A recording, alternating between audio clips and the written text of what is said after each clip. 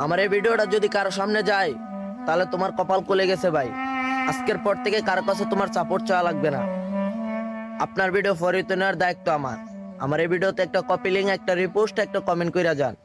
আর 1 ঘন্টা পর আমার বুকে নিকটিনের পাহাড় জমিয়ে অন্য কোলে সুখের ঘুম তুমি আছো ঘুমিয়ে তোমার মনের মত মুকম্মল তোমার কোনো ভুল ছিল না, ভুল ছিল আমার, কারণ আমি তোমায় ভালোবেসেছিলাম।